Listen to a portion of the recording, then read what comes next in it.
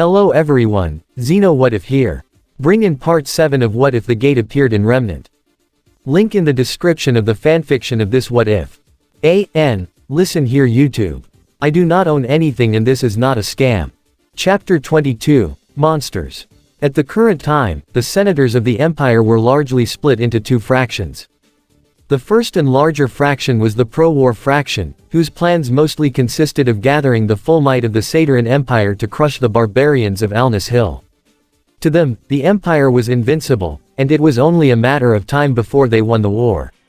The second fraction was pro-peace.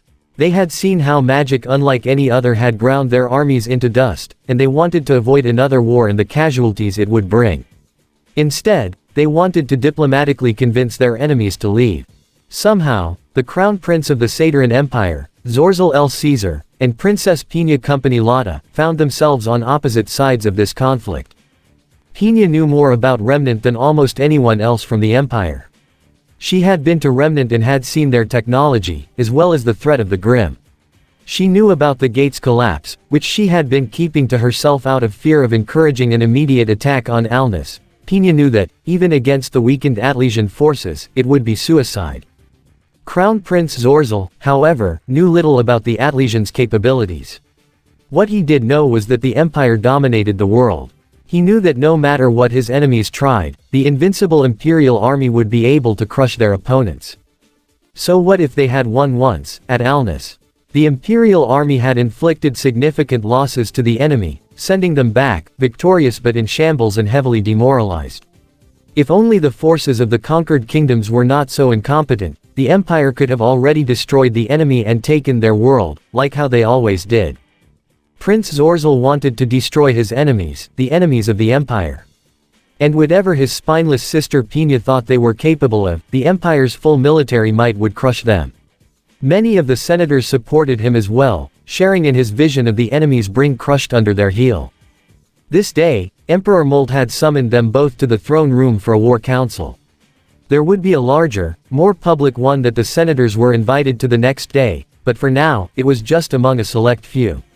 Within the cavernous throne room, the emperor sat on his throne, with the princess and crown prince at his sides.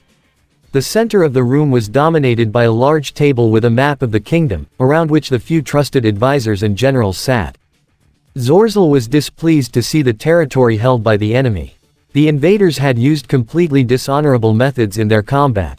Magic that killed at range and reports of metal soldiers all disgusted him. Those cowards hid behind their magic and golems, all because they feared to engage in melee combat with the noble imperial soldiers. Tell me, Pina, Emperor Molt began, what information do you have on our enemy? We cannot beat them, Pina replied. Zorzel laughed, one defeat and you already surrender. You'd make a poor general, sister. You have not seen what I have, brother. The Atlesians are more powerful and resilient than you give them credit for, Pina said. Nonsense, Zorzel dismissed, they are spineless cowards. Instead of engaging like men, they send mindless golems to fight for them, while they cower in their fortresses. Their world is overrun with the creatures of Grimm, Zorzel. You have not seen them, but I know what they can do. They live in a world of monsters. Zorzel laughed, so do we. And unlike them, we dominated the beasts. The ogres and other demihumans serve us now. Even the warrior bunnies have fallen before our might. When we destroy their armies and take their land, this Grimm you speak of shall serve the Empire as well. You'd best hope that the Grimm never find their way to Falmart, Zorzel. Nothing we have can stand against them. You have too little faith in our armies, sister. Perhaps your knights with their toy swords may fail, but the men of the Imperial army will triumph, against man, monster, or even demons. That seemed to annoy Pina. The Rose Knights. Emperor Molt raised a hand, causing them to fall silent almost immediately. Enough. In order to help us come to a better conclusion, I have summoned someone who can answer our questions. He ordered, send in the diplomat. At his word, the great double doors of the throne room were pulled open. In walked a group of 3 strange people, 2 men and 1 woman, escorted by a pair of fully armored royal guards. Prince Zorzel sneered. He felt that the Empire had no need to even attempt diplomacy when it could crush them so easily. These diplomats, wearing their strange clothes, should never have been allowed to enter the palace, let alone the throne room. Then, noticing the woman, he sat up straight in his seat. Zorzel grinned to himself, shamelessly checking out her body. She was a real beauty, and he would have her. "Greetings, Emperor Molt," the one in the lead began, bowing. "My name is Sedge Plain, and I represent the kingdoms of Atlas." Haughtily, Molt said, "Yes, yes. What is your Atlas like?" "Atlas is one for the 4 kingdoms of Remnant. The one where the gate opened is known as Vale, and we have excellent relations with them. Pina here claims that your country is infested with something called Grim. Is this true? Given the rumors of your powerful magic, why have they not been exterminated?" "Because they are weak," Zorzel muttered. If Sedge heard that, he chose to ignore it. The Grim are no mere insects. They are a supernatural threat against humanity itself, and cannot be exterminated so easily, even with our weapons. "Cowardly weapons," Zorzel exclaimed. "You kill at a distance, fearing honorable combat. I assure you, Prince Zorzel, our warriors' fighting ability is second to none." "Bold words, diplomat. I'm sure you can prove it, can't you?" Molt challenged. "So, you would like a demonstration? That can be arranged," Sedge confidently agreed. "Then it shall be. Tomorrow, you will do your demonstration. The senators are having a gathering, you will be there. I will send a servant to bring you there," Molt said. "Of course. If that is all." "Wait," Zorzel called out, "if you want to show off tomorrow, then so do I.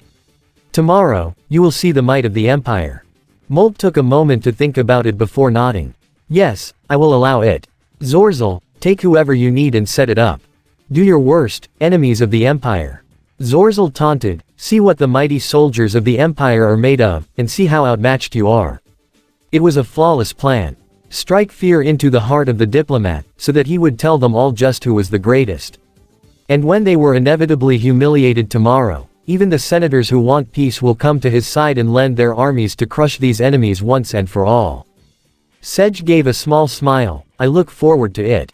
Winter was very busy. Now in charge of essentially everything that happened in and around Alnus base on Falmart, she found that just about everyone wanted to talk to her, for one reason or another. She found herself in meetings daily, expected to deal with the hundreds of issues that had cropped up and the hundreds more that would. This one had seemed no different from her usual ones. Winter sat at the table with her advisor and generals as they went through the rapidly diminishing dust supplies, the forces on standby, the trade with Alnus town. "Winter, there is something that needs your expertise." "What is it?" she asked, expecting yet another mundane issue. What she was told jolted her into full alertness. A dark elf by the name of Yao Dushi came to the soldiers at this base, requesting assistance in defeating a flame dragon. "That flame dragon that we encountered. What else did she say?" Winter demanded. "The elf reports that it is attacking her clan. They cannot stop it, so are requesting us to step in. She has offered us, in exchange for our help, a large diamond and, well, herself." That was impressive dedication, Winter decided, to be willing to sacrifice herself for the sake of her clan. "What are our options?" "Well, Winter, you have faced this dragon before. What can you tell us about it?" "The dragon has armored scales. Most of our personal weapons do not hurt it. Its scales also repel dust quite effectively. If we are to kill it, we will need heavy weapons on the level of paladins, or mounted guns and large quantities of dust," Winter said. "If we can bring heavy arms to bear, the size of the dragon will allow us to hit it. The issue is that it can take off and fly with considerable agility, so it must be grounded by first disabling its wings. So we need aerial forces to disable its wings, followed by large amounts of dust to bombard and kill it. Meaning that we have to mobilize a large group of paladins, bullheads, and escorting hunters and soldiers, as well as use up large portions of our dust supply. Which is no longer being replenished." Winter could tell where her advisors were going with this. Unfortunately, she could not argue against their points. "Yes," she admitted, "that is my estimate." The advisors were not done yet. Furthermore, the dragon is expected to be at Mount Tube. This means that not only do we have to mobilize the majority of our forces, we have to send them through hostile territory. "Winter, we cannot afford to compromise our position in the upcoming negotiations." I know. Sending the required forces through Elb can be seen as a declaration of war, prompting a counterattack that the remainder of our forces cannot deal with, Winter said. She sighed. "Unfortunately, we cannot act at this point. Please send someone to inform the elf. With that crossed off the list, Winter ended the meeting, leaving alone. As she walked down a corridor back to her room, deep in thought, she felt the presence of a man following her. Winter did not even turn around to ask, "What is it, Kiro?" "Hey, can't sneak past you, Ice Queen." "I have no time to waste, Kiro." "You were listening in on that meeting, I assume," Winter asked. Without waiting for a reply, she continued, "Tell me. Do you think a squad of hunters can defeat the dragon? Based on what little I know about it. Maybe, if they have the right equipment for it. But I'll need to do some recon to make sure. Hey, I knew that you wouldn't just leave them, even with our resource situation. Not so cold, Ice. Enough talk. The elves need our help, and we can use theirs. That is all. Get a bullhead and go check it out." I'll go. "Keep the bullhead, though, I won't be needing it," Kiro said. Winter came to a stop. "How do you plan to recon without a bullhead?" "This is urgent, Kiro." "Don't worry, Ice Queen. I'll get you the info you need in 3 days, alright?" "I have my ways," he smirked. Winter was too tired to argue. "Leave me, Kiro. I still have things to do." Fortunately for her, Kiro took the hint and left. Perhaps she was just tired, but as soon as Winter turned her back, Kiro seemed to vanish in a flap of wings. Winter's scroll beeped, drawing her attention. Taking a look, she found that a new message had been received, from Vila Fogzine, and it was requesting a high security code to open. Winter was relatively certain that Vila was not given that code, but decided that it was not important at the moment. Entering the code, Winter opened up the message and read as she walked. To Winter Schnee, Commander in charge of Operations, Alnus Base. I am Vila Fogzine. My primary goal was to locate and recover my husband, Arda Fogzine, who went missing during the invasion and was suspected to have been captured. With the aid of Dr. Ublek, I have successfully located him. Arda is unharmed. While he was captured, he had managed to free a fellow captive, Blake Belladonna, and allow her to escape. Through clever use of his semblance, languages, he has managed to convince several nobles of the empire that he would be of use to the emperor. The original objective was to return to Remnant. That is no longer possible. As such, we have decided to further integrate into the empire's ruling party. I have managed to tap into an information network within the empire. They are preparing for war. Primary estimations put their numbers at 50,000, increasing by the day. They plan to march in Alnus within the month, unless convinced otherwise. I will send further information when I receive it. We were aware of the team sent to reopen the gate. When they reached Sidera, we had the Emperor direct them to us. Dr. Ublek will accompany them to Hardy's shrine. They have already set off. However, I am afraid that I will have to refuse. I can do more here, in the capital, to assist Sedge Plain with negotiations. Focus on managing the base. Trust that Dr. Ublek can handle the gate, and that Sedge and I will handle the negotiations. Do not burn yourself out. Vila Fogzine. Do not burn yourself out. Winter gave a sigh. It was too late for that. She still had many things to do. Now, what was next? My apologies, Ms. Yao. We cannot help you at this time, the soldier informed her. Yao felt as though her world had shattered. What? Unfortunately, we cannot simply pass through Elb territory without an agreement from their ruler, lest we trigger a diplomatic incident. We cannot help you. My clan is dying. Yao shouted, tears in her eyes, only you can help me. Who else can kill a flame dragon? Please. Is the reward not enough? Whatever you want, I can give it to you. Desperate, she threw herself at the soldier, only to be restrained by another. Yao could not see beneath the white of the soldier's helmet, but she could hear the regret in his voice. I'm sorry, but we really cannot act at this point. Please, compose yourself. They dragged her away after that. Ignoring her pleas, the soldiers summoned forth a pair of metal men, who emotionlessly led her away from the base. Defeated, Yao returned to the forest to compose her thoughts.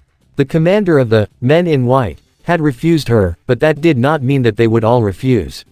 She had to find one of them, with enough authority to get the help she needed, and bribe him to do so. Something dark flickered in the edge of her vision, bringing back memories of her encounter. The tentacled creature and its master, Salem, were still an alternative. Yao was still suspicious of the demon-like creature, however, as both it and Salem gave her unnatural feelings. Deep in thought, Yao did not realize that she had approached a familiar clearing. It was where she had slept before, and as promised, Salem, or at least her familiar, was waiting. Making her decision, Yao cautiously approached the creature, wondering if it was asleep. Or if it even needed to sleep. Once again, smoke began to fill the air, the creature alerted to her presence by some unknown means. Yao drew back before she could stop herself, one hand resting on the hilt of her sword. Salem's image formed, hanging in the air, and she got straight to the point. So the fools have rejected you. As I said they would. They didn't care about us, Yao bitterly added, so I come to you. Help me. Kill the dragon and save my clan. Of course, I will send a few of my servants to find you. Bring them and my seer to this flame dragon of yours. Then we will handle it. But, there is a price for my aid, Salem warned. Anything, Yao promised, already expecting it. The diamond that she had brought with her was still in its bag, and she was ready to offer it, as well as herself, should there be a need.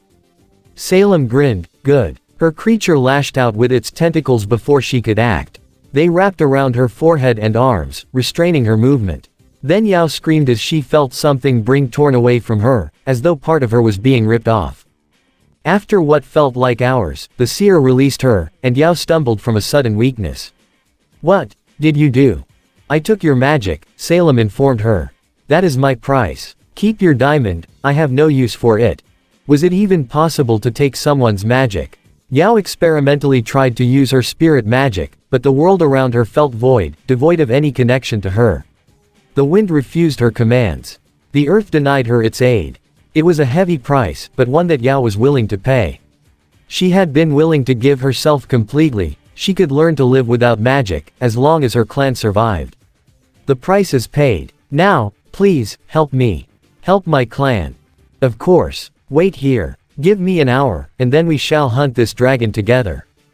With that, Salem faded away and her seer too retreated, disappearing into the forest. Yao blinked in the sudden light. It was as though the presence of the seer was suffocating the very land. With its exit, the forest returned to peace, the wildlife cautiously venturing back out. With nothing else to do, Yao sat down and experimented once more with her spirit magic. It was soon painfully obvious that she was no longer capable of manipulating the natural world, a fact that pained her greatly. But as long as her clan was saved, it would all be worth it.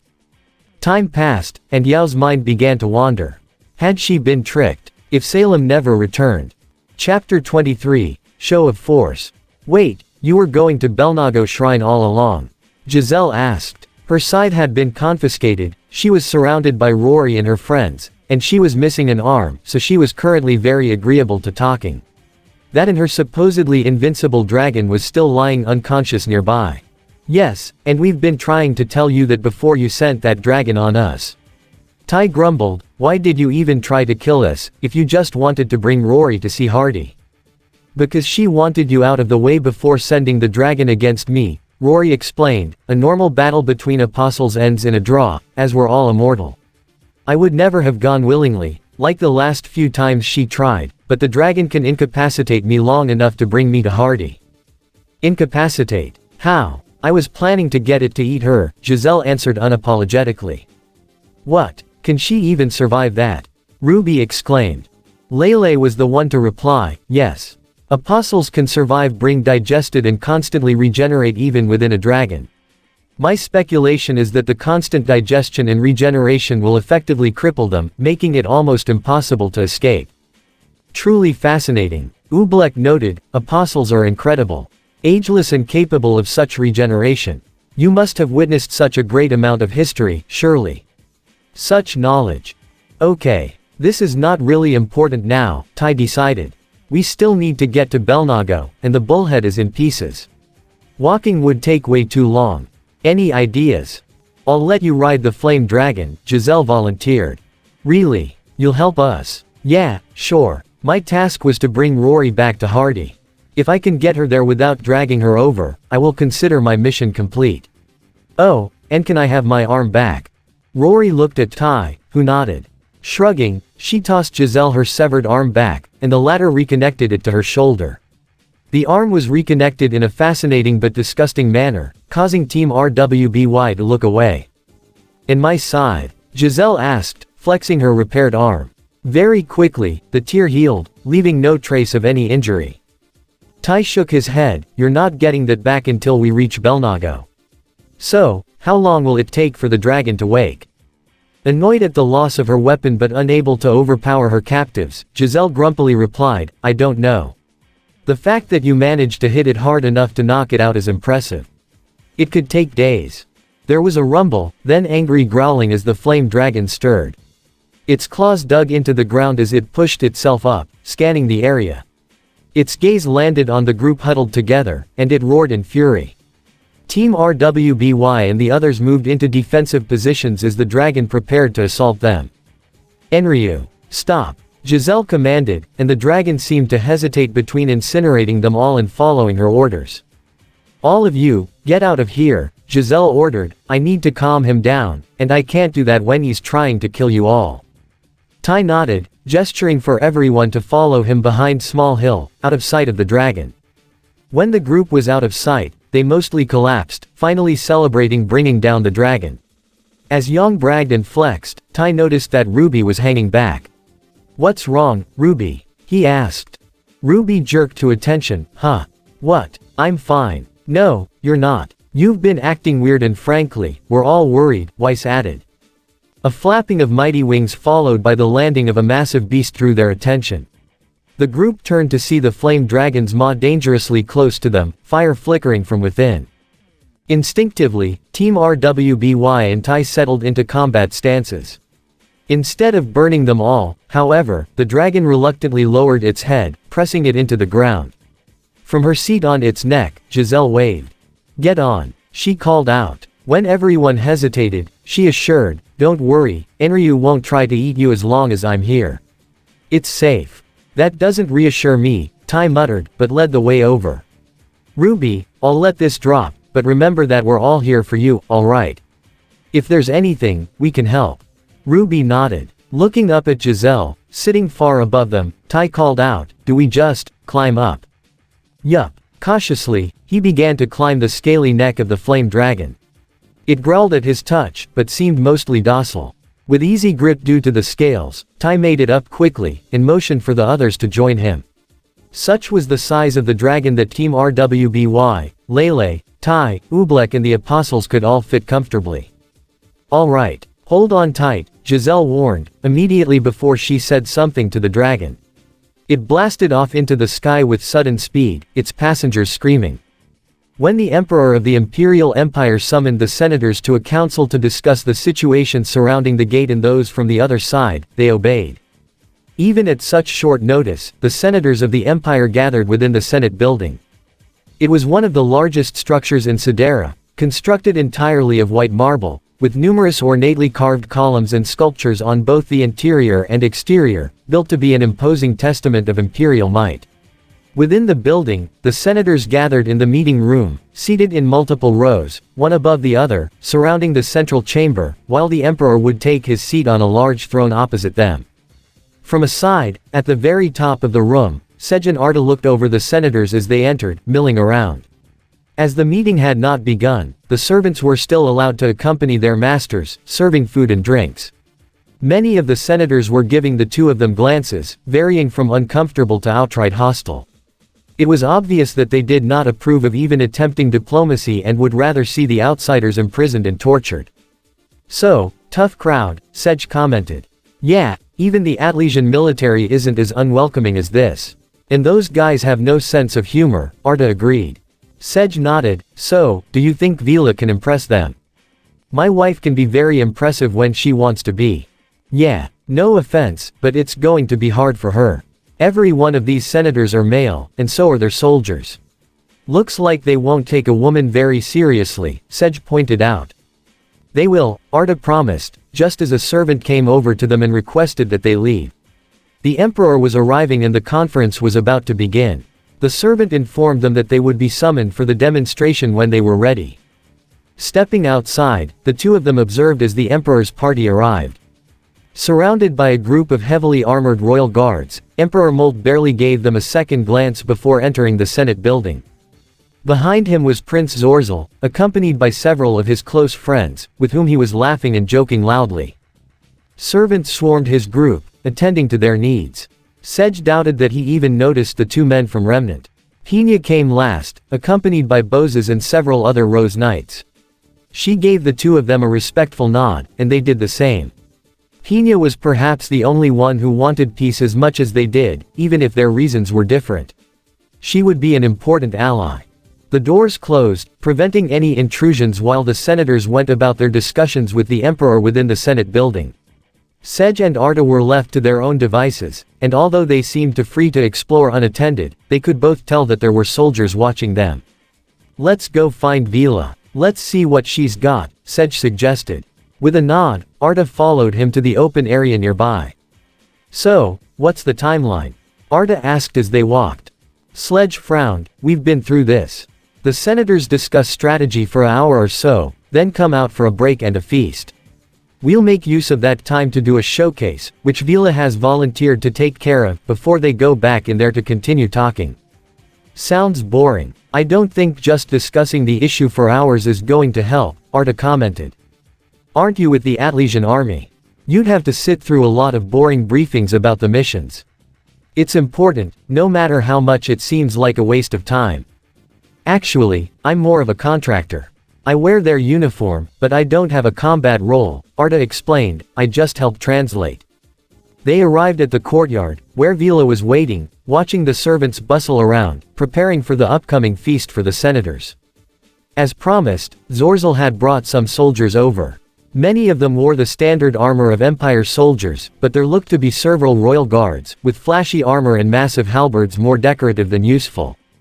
The three of them watched as the soldiers marched and practiced in formation.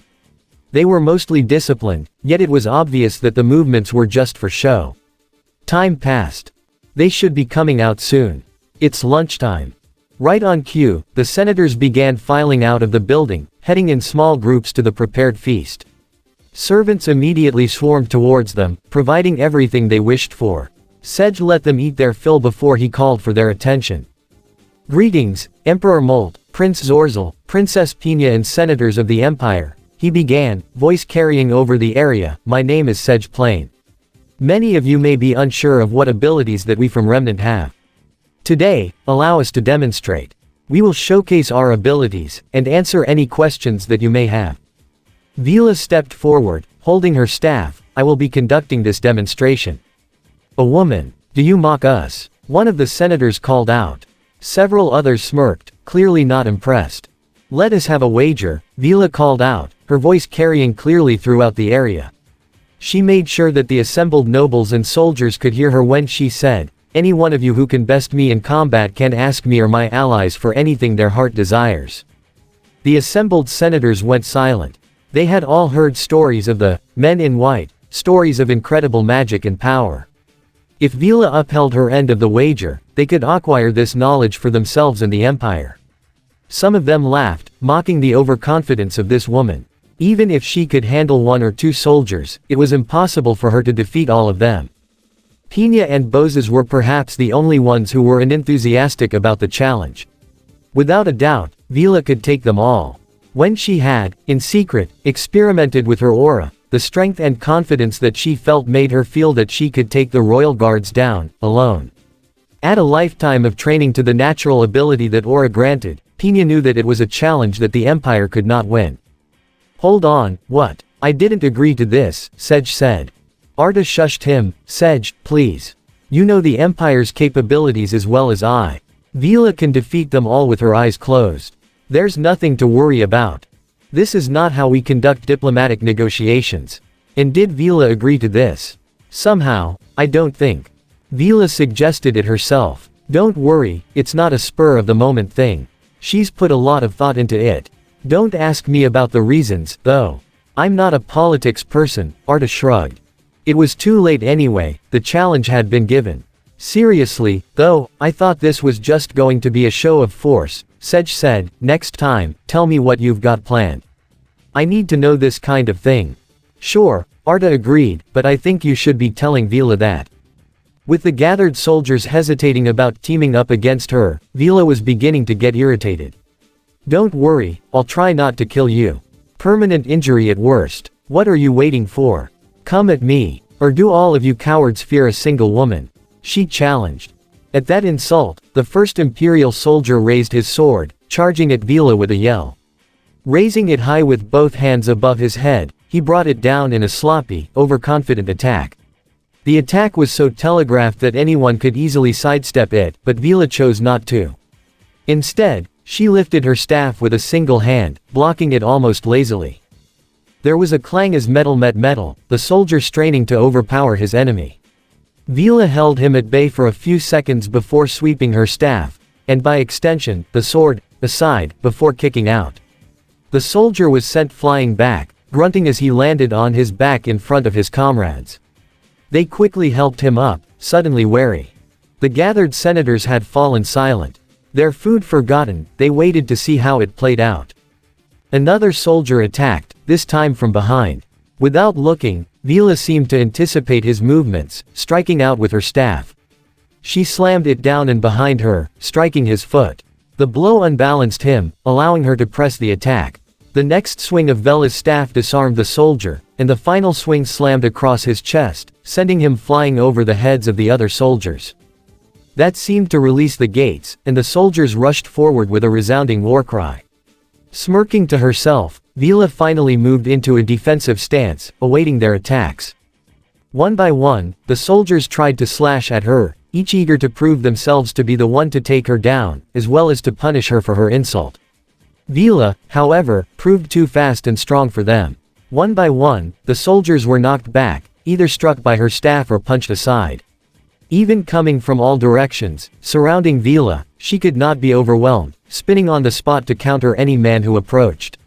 Her dress was no hindrance to her graceful yet strategic movements. Fire began to flicker, first on her staff. Then Vela's dress too seemed to catch a fire, yet without burning. Flames seemed to leak from her eyes, while her hair too danced with flame. The remaining soldiers still standing hesitated. Those who had already foolishly rushed in were being carried out, leaving the more cautious ones. These soldiers were armed with a spear and shield, as well as heavier armor than the swordsmen before them. Breathing quickly, Vila called out, "Is that all? I've just gotten warmed up." More fire flickered as she laughed. The soldiers hefted their shields, surrounding Vila with a circular wall of metal. From the gaps between the shields they aimed their spears, forming a deadly ring of spikes. It was their standard turtle formation, except reversed, to prevent the escape of an enemy instead of their entrance. As one, they began to advance, closing in on Vila. Her semblance flared to life, forming a shield of translucent fire around her. It expanded, pushing the spears aside. The soldiers tried to attack it, but were unable to penetrate the wall of fire with their weapons. The fire pulsed, expanding rapidly. Behind their shields, the soldiers stood firm, but were thrown back upon contact with the fire, unable to stand against its force. They were sent scattered around the area as the wall of fire dissipated. Vila was the only one still standing, flames licking at her dress. Spinning her staff, she slammed it into the ground as she looked over the awestruck senators and soldiers. Most of the spectators were shocked by the ability that they had just witnessed, not just the flaming magic but also her physical skill. One, however, was just angry. "You lot are supposed to be the best in the Empire." Prince Zorzel roared at the scattered and defeated soldiers, "How dare you lose to one woman? I could have done better. You disgrace us all." Prince Zorzel, Vela's voice cut through the following silence. "If you are so confident in your abilities, why don't you come down here? My wager still stands, defeat me and ask for anything you desire." She stared right at the prince, hiding her feelings. This was perhaps the third time that she had seen him, and already she was disgusted at his cowardly behavior and leering gaze. Zorzel gazed back at her arrogantly. "As a prince, fighting is beneath me," he proclaimed, pulling at a chain. The chain was connected to a metal collar worn by a woman with a pair of bunny ears. Faunus. She was dressed in torn clothing, stumbling as the prince forced her forward. "Taiul," he commanded, releasing her from her binding. She was once the queen of the warrior bunnies. "Go, defeat this arrogant scum. And you lot," he ordered, pointing at the royal guards, "Get her." Vela's face darkened further. "Even now you hide behind others. Do you think this beast will threaten me, or your decorative soldiers? Face me yourself, coward." But there was something about this Tyul that Arta could feel was not as it seemed. He watched closely as she stepped forward with confidence. Not the false conviction of the crown prince, but the steady knowledge of deeper plots. Like Arta himself, this slave had something planned. Chapter 24, Party. "This is awesome," Yang cheered. The ground below rushed past in a blur as the dragon soared through the air. None dared to challenge the ruler of the skies, and the dragon made good time. Each flap of its wings sent air rushing back and its muscles rippling. "No, it is not," Weiss screamed from somewhere behind her. As a living being, the dragon's flight was far less smooth than that of a bullhead, and it did not have any walls, seats, or even handles. Yang and Giselle seemed to be the only ones enjoying the up and down motion that came with the flapping of wings, and the wind buffeting them. Dr. Ublek seemed more interested in finding out more about the apostles from Giselle than the dragon itself, and she was more than willing to answer. As for Lele, she knew that something was happening with Rory and that the apostle did not want to talk about it. However, the mage was more interested in figuring out what was going on. Strange magic was constantly swirling around her, so strong and volatile that anyone with magical training could see it. Those from Remnant could not, but she was sure that Giselle had, but was simply ignoring it. Lele had to ask. "Rory, you are 961 years old, correct? It is rude to ask a lady her age," Rory replied, jokingly yet without her usual cheer. "But yes. An apostle will ascend at a millennium. There should be plenty of time before that happens to you," Lele noted, "but that magic that surrounds you is not of this world." "No. My ascension is being accelerated. By what, I don't know. So why do you seem unwilling? Most people would love to become a god. Because a goddess cannot feel. They cannot enjoy life like humans or apostles," Rory complained. "I want to live. I thought I had 40 more years to find someone I love and just spend my last years with him. Now I can't." Enraged now, Rory slammed her halberd downward, having temporarily forgotten her location. The dragon grumbled beneath her as her halberd struck its armored scales. "Is that why you convinced Winter to send you to Hardy?" "Leave me alone, mage," Rory said, ignoring the question. Sulking, she turned to look down at the landscape rushing past below. Lele quietly watched the apostle, wondering what could possibly accelerate an ascension process so ancient and fixed. Very soon, the power of the dragon brought them to their destination. It flew over the temple city of Belnago, its very presence sending the people beneath into a panicked frenzy. Ignoring them, Giselle guided it around the city for a while before realizing, I can't land in here. "We could jump," Yang suggested, adrenaline still racing from the flight. "At this height, Rory and I will be fine, but you'll kill yourselves," the apostle scoffed. With their ride hovering over the city, Tai looked down. The largest building was in the center of the bustling city, stretching out over an impressive area. "Is that the shrine?" he asked, pointing. "Yes, but..." Before she could finish her sentence, Giselle heard a whoop from behind her, followed shortly by a scream. Turning, she saw that Yang had already jumped off the dragon, pulling Weiss with her. RWBY followed them happily, in front of both Giselle and Tai's astonished eyes. Sighing, Blake moved to follow them. "I'll try to get them to stay still," she promised, "don't take too long." With that, she too jumped off. A moment of silence passed before Giselle exclaimed, "What the heck? They just what? I assure you that they will not be harmed, Ms. Giselle. We have placed them in more challenging circumstances before," Dr. Ublek told her. "Shall we follow them?" Giselle laughed. "Sure, why not? Everybody off." One by one, they jumped down, aiming for a clearing near the shrine. The moment Giselle, the last to leave, jumped off, the flame dragon roared and, with a mighty flap of its wings, flew off to do whatever it wanted. Taiyang landed first, followed by Ublek, Rory, Lele, and finally Giselle. All but the mage, who used magic to slow her descent, slammed down hard onto the stone floor, cracking the ground. Giselle looked around as Tai wrangled Team RWBY back alongside them. Usually one of the priestesses would meet me when I come over," she mulled, "wonder where she went this time."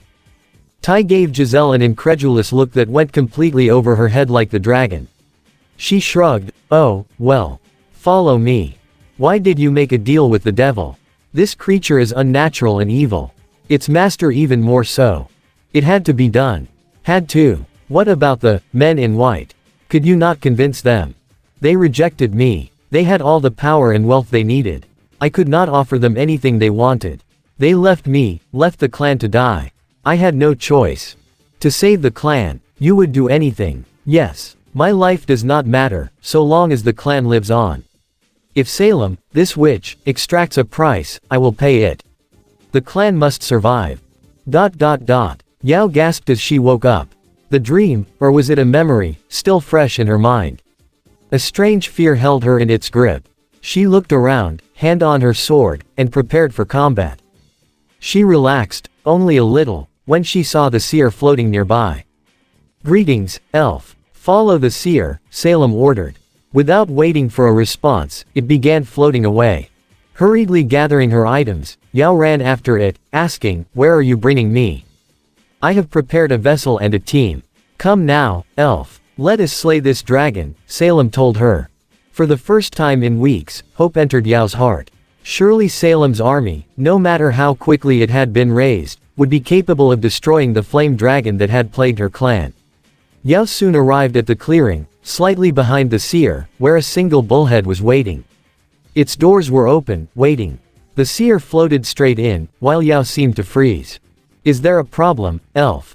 Is this all you have? How can just one vessel kill such a dangerous creature?" Yao was hesitant to ask. Salem seemed to chuckle, though that did not translate well through the seer. "Come now, elf. Let me show you power that the mortals of this world can only dream of." Not that she had a choice, Yao boarded the vehicle. The only other powers she knew that could challenge the flame dragon were the men in white, and the gods themselves. The former was too selfish to help. The latter had not responded to weeks of desperate prayer. As much as she hated working with such an evil entity, Salem was her only choice. "An actual elf. Didn't think I'd see the day. Hey, she's hot," a male voice drew Yao out of her contemplations. It belonged to a teenaged guy dressed in gray, shamelessly checking her out. His companion, a shorter woman in green, punched him in the arm. "Is that all you can think of, Mercury?" With a rumble, the vehicle burst into motion, almost knocking Yao over as it ascended rapidly. She held onto one of the supports, noting the power of the metal machine as it ascended into the sky. "Silence, you two," Salem said, and they immediately quieted. Turning to Yao, the seer told her, "These are Emerald and Mercury. They are my champion's disciples. The driver of this bullhead is Cinder herself. The one who shall destroy the dragon. A single woman can kill the dragon." Yao gasped, at a loss. She went to see for herself, stumbling from the unfamiliar motion of the bullhead as she entered the cabin. She immediately felt the power that Cinder wielded, making her gasp. She wielded both the shadowy power of Salem, yet there was also a calmer, more natural feel of magic. Cinder smirked, "Sit down, elf. Let me handle this pest of yours." Did she just call the legendary flame dragon, capable of destroying armies without a second thought, a pest? Cinder must have sensed her disbelief. She smiled evilly, her one visible eye glowing with magical fire. "Sit down." Yao could feel the power that she wielded. She hesitantly got into the co-pilot seat, marveling at the landscape rushing past beneath them. At their current speed, it surely would not take long for them to arrive. They saw the smoke before the dragon itself. "No," Yao muttered, staring out of the window of the bullhead. Her heart froze at the sight of the burning forest. The ancestral home of the Dark Elves was almost completely burnt to ashes.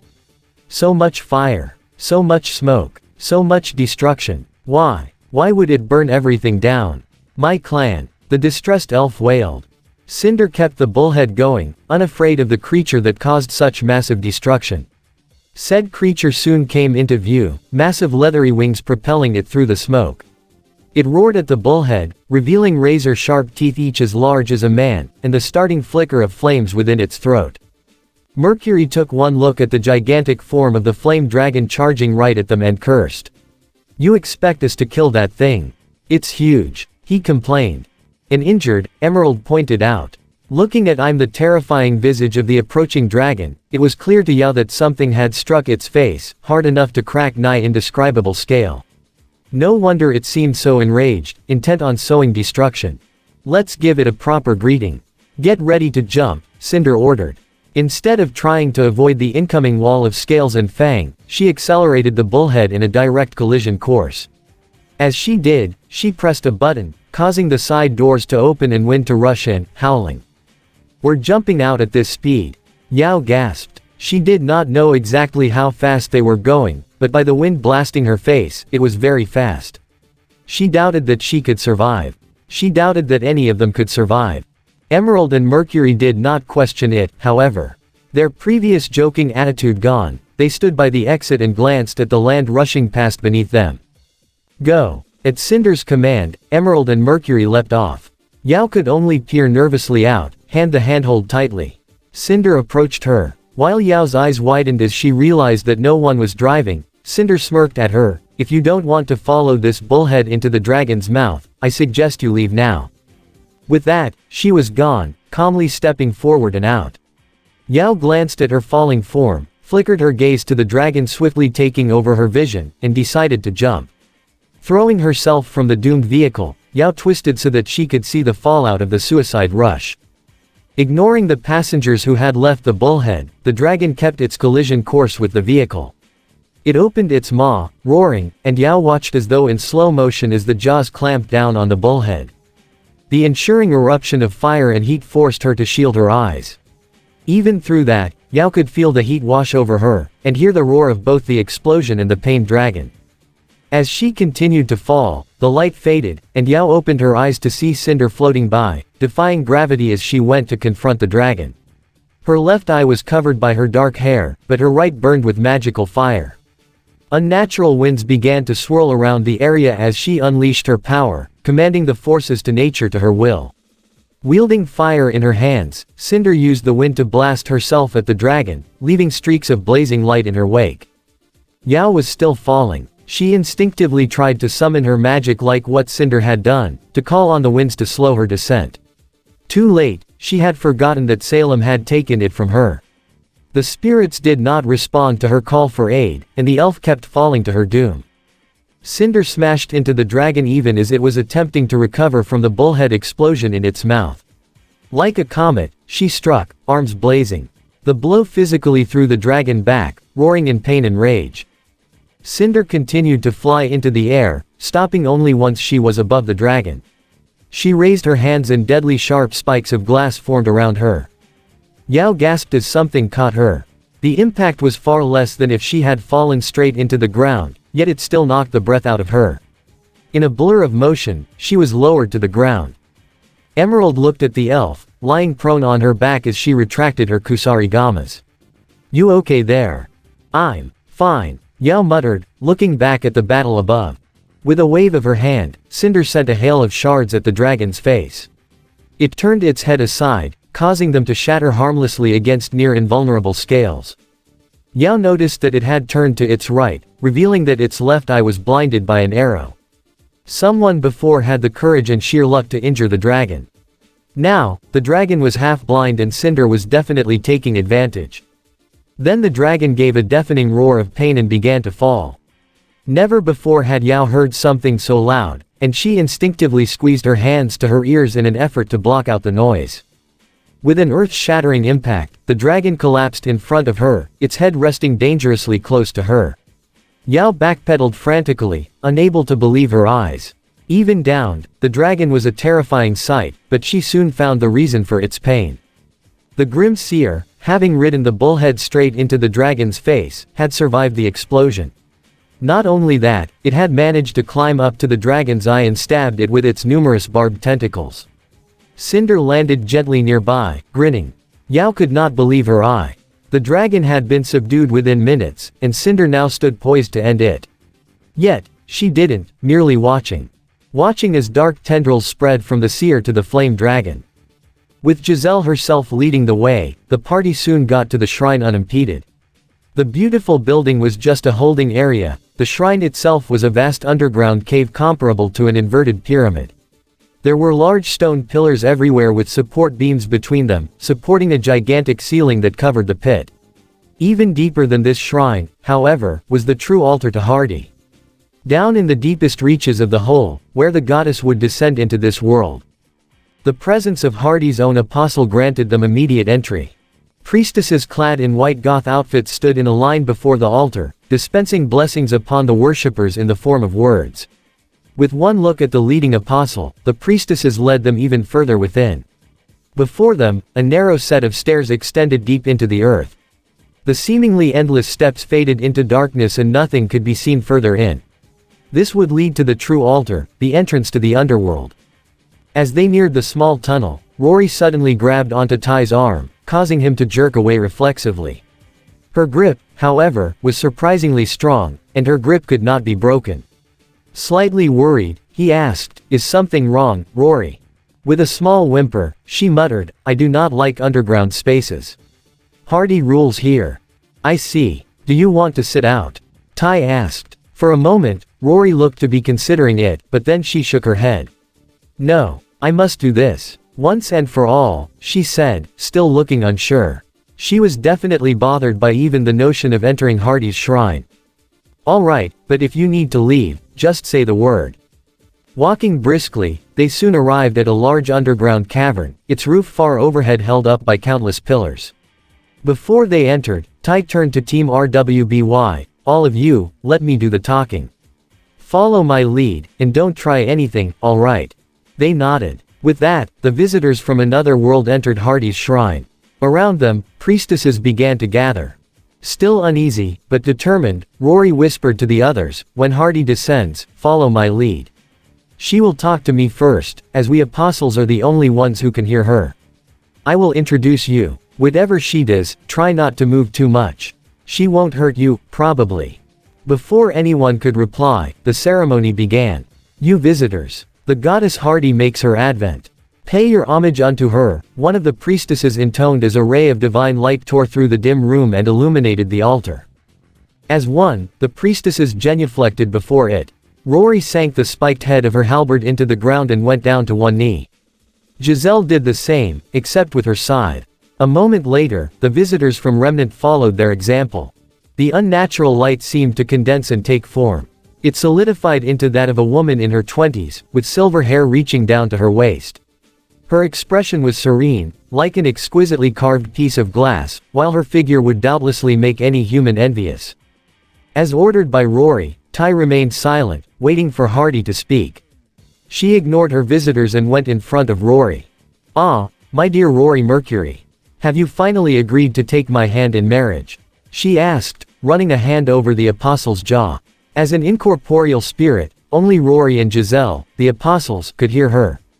Rory glared at her. "I've told you before, no. I will never be your wife. Get it through your head." Hardy laughed, unfazed by the rejection that she had likely heard so many times before. "Have you come all this way just to reject me once more, Rory? You break my heart," she said, placing a hand on her chest. Her false sorrow was lost the moment she saw her visitors. The goddess floated around them, as though examining them from every angle before she turned back to Rory. "Who are these people, Rory? They're actually kind of cute. Why have you brought them to me?" Hardy asked. "They come from the other side of the gate, a world called Remnant. They want to talk to you." "Oh, is that so? Very well, then I'll need a host. Who should I choose?" Hardy wondered, looking over her priestesses. They seemed enthusiastic, moving as though offering themselves up. She began drawing power as she inspected those within the chamber. "Actually, that's not necessary," Rory said. At her proclamation, Hardy turned to the apostle, curious. She sensed it immediately. "What's this?" the goddess asked. "It's what they call my semblance. Conduit. You can talk through me." With a surge of energy, Hardy's spirit-like form rushed into Rory. A moment later, it reappeared, much like Emroy's previous appearance, the spirit floating behind Rory, bound to her. "Oh, this is interesting. So, strangers, what brings you to my shrine?" Hardy asked, now audible to everyone nearby, instead of just the apostles. The priestesses seemed disappointed but remained silent, returning to their positions. Tai stepped up. "My name is Tai Yang Xiaolong. I am a representative of the people of Remnant, which exists on the other side of the gate. The gate has collapsed and our people are trapped in this world. I have been told that you were the one who had initially opened the gate, so now I stand before you to request that you reopen it so that my people can return home. Reopen the gate. Now, why would I do that? Hardy asked, leaning in towards Ty. After all that trouble I went through to shut it down. And this at the end of part 7 of this What If. Hope you guys like it. Do not forget to leave a comment down below and subscribe to the channel.